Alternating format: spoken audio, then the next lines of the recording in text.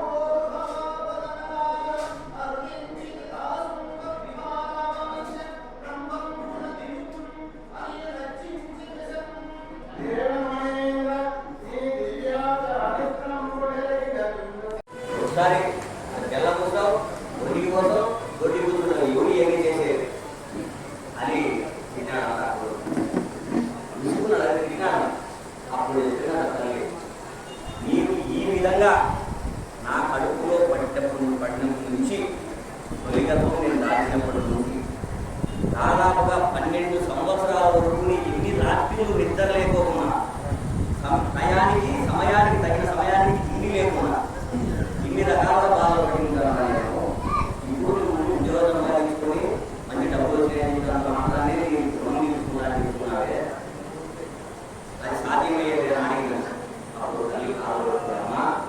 ఈ జన్మలో కాదు, ఏ జన్మలో కూడా ఎవరైనా కన్న తల్లిదండ్రులు రుణించుకునేవారు ఎవరు లేరు అని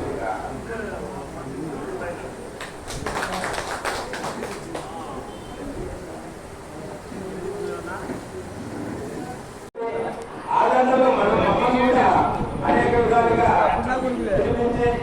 మరి ఏ రోజు జరిగినటువంటి కార్యక్రమాన్ని విజయం చేసేవారి ఫలితాలు ఉంటాయి అని చెప్పి ప్రారంభమాను బాగా సమానించి అదే ఏదో 25,000 కాదు, ఏదో ఆయన ఉద్దేశం గారికి మాకు తృప్తి కలిగిన గారికి సన్మానం చేసి మరి పులివెందుల అంటే పెద్ద గొప్పవాళ్ళని కాదు, పులివెందుల ఉండే రమణారెడ్డి కానీ ఆయన రఘురామరెడ్డి ఆయన పెద్దలు పోతాము పేరులో కట్టేరు నెల్లూరు మైకూరు దాదాపు క్రమంగా మండలం కడప జిల్లా వైఎస్ఆర్ కడప జిల్లాలో ఈ కళ్యాణ రామస్వామి దేవాలయంలో గత వారం రోజుల నుంచి ఈరోజు చివరి దశకు చేరుకుంది.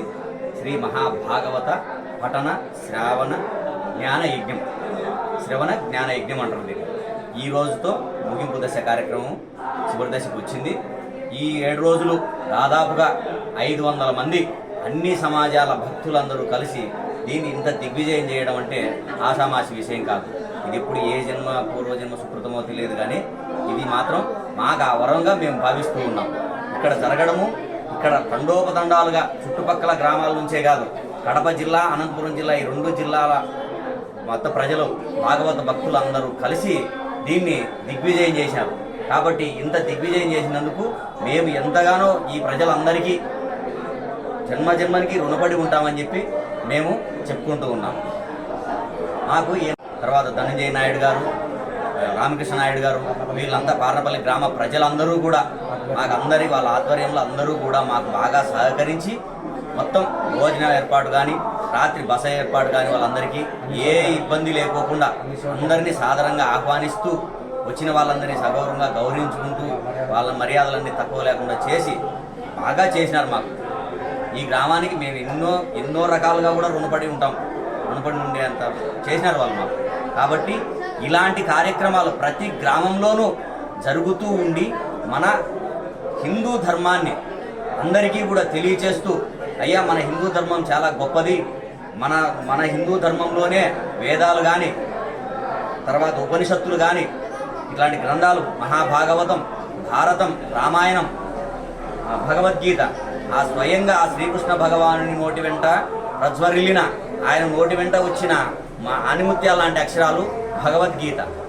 ఎవరు కూడా భగవద్గీతను మనము ప్రామాణికంగా తీసుకొని జీవితాన్ని నడుపుకుంటే అది వాళ్ళ జీవితం పూర్తిగా పరిపూర్ణమవుతుంది. జాగ్రత్తగా పెట్టుకుంటే 100 సంవత్సరాలైనా కూడా ఆ జ్ఞానానికి మన మనసులోనే నిలిచిపోతుంది.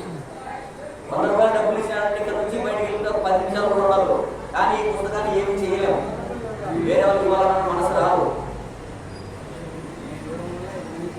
అచ్యుడు ఆయన మంచి మనసుతో ఈ పుస్తకాలను ఇవ్వడం వల్ల ఈ గ్రామంలో నాతో సమాన వయసు దాదాపుగా 5-10 ఏళ్ళు తేడా ఉంటుంది. వాళ్ళు బాగా అనర్గళంగా పఠనం చేయడానికి బాగా ముందుకు వస్తున్నారు, పఠనం చేస్తూ ఉన్నారు. ఆయన ఇవ్వడం వల్లనే కదా డబ్బులు ఇచ్చి రారు. ఈ జ్ఞాననిధి అనే పుస్తకాలని మనకు ఈ భాగవతం కానీ, భారతం కానీ, రామాయణం కానీ ఎవరైనా కూడా వస్తు రూపంలో దానం చేయాల్సి ఉంటే ఇప్పుడైనా కాదు ఎప్పుడైనా కూడా దేవాలయాలకి ఇలాంటి పుస్తకాలని దానంగా ఇవ్వవలసినదిగా మరీ నేను కోరుతూ ఉన్నా.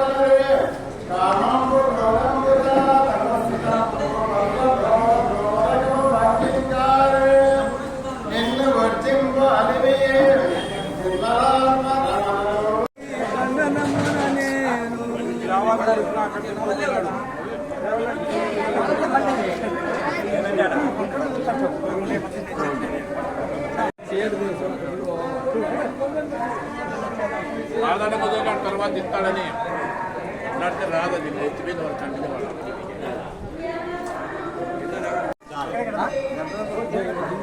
వాళ్ళు జగ్గు చేతిలో పడుకో.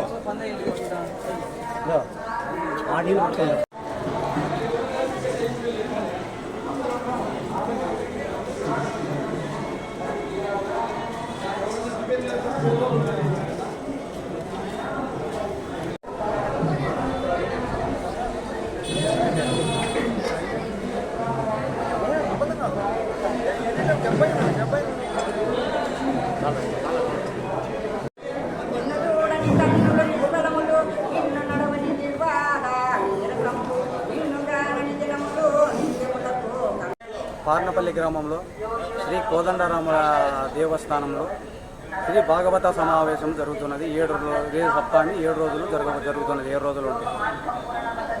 ఎన్ని రోజుల నుంచి జరుగుతుంది ఇది? 7 రోజుల నుంచి జరుగుతుంది. ఇప్పుడు ఈ రోజుతో కంప్లీట్ అయిపోయింది. ఈ రోజుతో 7వ రోజు ముగింపు జరుగుతుంది.